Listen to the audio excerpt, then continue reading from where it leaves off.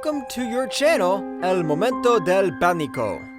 Grandma and Grandpa's House and the Mystery of the Candles, Part 4. The sound of the gate of Madeline's house opening caught my attention. When I saw her leaving, I approached her to apologize for how I behaved with her the other night.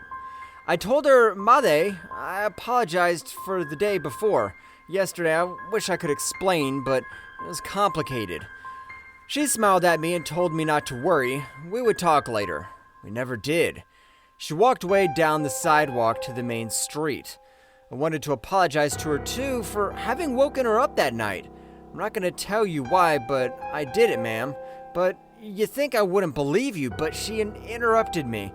Before I knew what to answer, she told me that the neighbors had been talking about the grandparents' house for years. She always thought they were superstitious old people. I don't know what's going on in there or what you have with Udor these days, but I want you to know that your grandmother is still there in the house. I don't know if she's angry with you or taking care of you, but she's there in the house. I froze. I got cold. I turned back to her window, and there in the darkness between the opaque, I could almost see her face. I knew that maybe I was imagining it, that it was my desire to see her, but deep down, I was sure, whether or not it was me seeing it, that my grandmother was still there. Doña Marie told me that she was seen walking near the windows of the house, and that it never caused her fear, but a strange fascination because she didn't believe in ghosts until then. I woke up to the scandal that they had last night when you touched Madeline. She told me I looked out the window to see if everything was all right. When your cousins ran out with you, behind them, I could see your grandmother. It was the first time I saw her well, as if she were flesh and blood. Until then, I had only been able to see her silhouette in the windows. Just when Doña Mari was telling me that, I saw Eudor's car coming. He parked in front of the house and let Lixen and Lucia out. He signaled me to go with them to enter all together, said goodbye to Doña Mari, doubting if what she had told me, but there was something I had to share with my cousins. I had many doubts. My grandmother was there to take care of us, or if she was being forced to stay there to take care of us. Lucia told us that she had heard her mother talking on the phone the night before. Apparently, Uncle Rodolfo had made the decision to sell the house when it came to his name, something that the others were not happy about. Let's go, I want to see something before Byron arrives, Edouard told us, and we went to the house. From the patio, Angel received us macabre as always, but this time I noticed that I was not the only one who tried not to look at him. Every time we put out that candle, something comes. I told him, and just when I pronounced those words, something, terrifying idea crossed my mind. What if my grandmother was suffering? What if I needed to light one more candle for her? At that moment, we realized that Lucia was not with us, and we started to look for her all over the house. Finally, we found her turning the kitchen upside down. She was looking for something, and she had finally found it. It was a worn-out card from Don Jose, the man who did all the repairs in the house.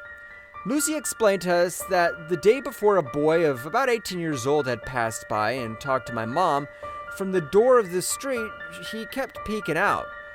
He asked him specifically if everything was okay, if they didn't need repairs in the room at the back of the bedrooms. He said he was Don Jose's son, so he had to know something. Lucia left in a hurry when he told us that.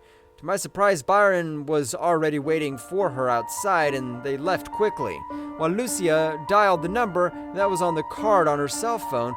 Come on, Lexion, said, calling our attention again. We have to see if this is true.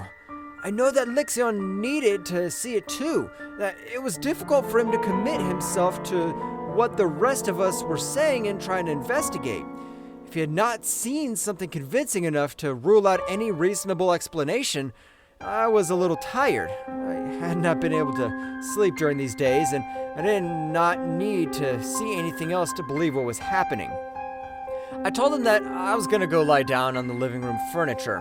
I knew they were going to blow out candles and wake up some of those things we had already seen, so I took some of the blankets we had left in the room, and with a lot of fear, I put them on the angel of the garden. Almost as soon as I lay down, I fell deeply asleep. Began to dream many strange things that I remember that I found terrifying, but that I forgot when I woke up in between dreams. Between nightmares, I felt that someone was shaking me, that someone was pulling me violently to wake up. I thought it was one of my cousins, that something was happening, but when I opened my eyes, I saw a woman with horrible black hair covering her whole face. A woman who was shaking me while she was on top of me. At that moment, I felt my heart stopped working. I closed my eyes and squeezed them. And at that moment, I stopped feeling her on top of me. I have to say that of all the things that happened there during this week, this was one of the ones that made me feel more danger, but at the same time, it's one that still causes me some doubt. I know that very well it could have been sleep paralysis, but when I sat up, I saw a ray of light coming in that hit me right in the face. I realized that I had slept more than usual, and I looked down to see the time on my watch, but what I saw almost paralyzed my heart. I swear, it was the blanket that was sleeping I had on put on the angel. As soon as I saw it, I ran like hell to the area of the room shouting to my cousins, but none responded. I got to that room. There were about 5 candles out. I didn't know how many, but I hurried to replace them with new ones. When it did, a cry from my grandmother's room called my attention. Worried because I didn't know anything from my cousins, I opened the door to my grandfather's room. The crying came from under the bed. I watched from there, standing in the doorframe, and I had no idea what it was, that it was under the bed. I walked to the bed. I bent down. When I lifted the blanket, I realized that it was Edouard. He was hiding under the bed and wouldn't stop crying as if he was a child. I helped him out and asked him what had happened. He kept asking me about Lixin, and we went out onto the street, and I left him at the hardware store that was a few blocks from the house. I went back to look for my other cousin. I went all over the house, but there was nothing. Nothing but a horrible stench that flooded from corner to corner. When I returned with Edouard, he told me that he had just finished talking to Lixin's mother. She was already at home. It was very strange because I never knew what happened. What happened to Lixin? Since that day, I didn't see him again, and months later, he moved out of the city saying he was going to study abroad. I lost all contact with him and even no longer contacts to their social networks.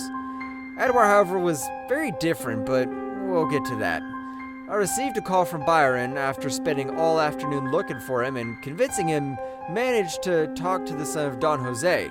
Mr. Don Jose flatly refused to talk to Byron or Lucia, but the son was a little more understandable when he saw his desperation. It's very important that you do not stay in the house after dark, but make sure the candles are lit and in order and get out there, Byron told me. Although, as I told him I had just lit them, a great doubt began to enter me, and if there was one about to run out and I hadn't seen it, I felt that something could happen. I was overcome with sadness, thinking that now I had so terrified to enter that place was my second home for so long. A place where I'd felt so many memories. I don't know if it was sadness or fear, but I clearly felt that something was oppressing my chest. The candles were in order, but something told me that one could fall, cause an accident. A fire. It's very strange, I know. It's very difficult to explain, but it's almost as if a person put all those doubts in my head. Although I don't remember that a voice telling me. I put a bucket of water, put it under the table. If something happened, it would help if there was water. At least that was my logic.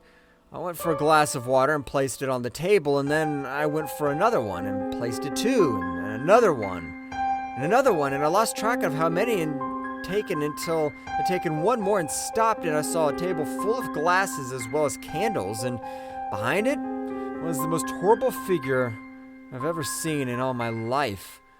Standing there at the back of the room was a man or something with a humanoid shape, who seemed to be totally covered with what looked like wax or something like that. It was as if he was full of scales, and although in his head I couldn't distinguish even a human fraction, I could guess it was him, a smile, when he saw me. With that smile, he made a movement with his hand, with which he extinguished 2 candles on the table. I ran out. It was a figure so clear and so precise, so sharp, like nothing I'd ever seen before in my life. As clear as I could see the computer at the moment of writing this. When I ran out, I noticed something in the patio, a figure next to the angel, and I saw it only from the corner of my eye, but it was a silhouette that almost, I could swear, was my grandfather. My grandfather sitting next to the fountain, as he used to, but this time he was bending, as if to touch his stomach, as if it hurt him. When I saw that, I was about to turn around to see him from the front. It seemed that the figure of the angel was approaching him, as if to hug him. That's all I remember, and when I woke up in Edward's car, I don't know how I got to him, but I did it in worse conditions than he was a while ago. I don't even know how, but after a few minutes, we arrived to his girlfriend's house. We had a party or a meeting there, and we stayed in that place, and in silence, in shock, but somehow we felt protected. To be continued.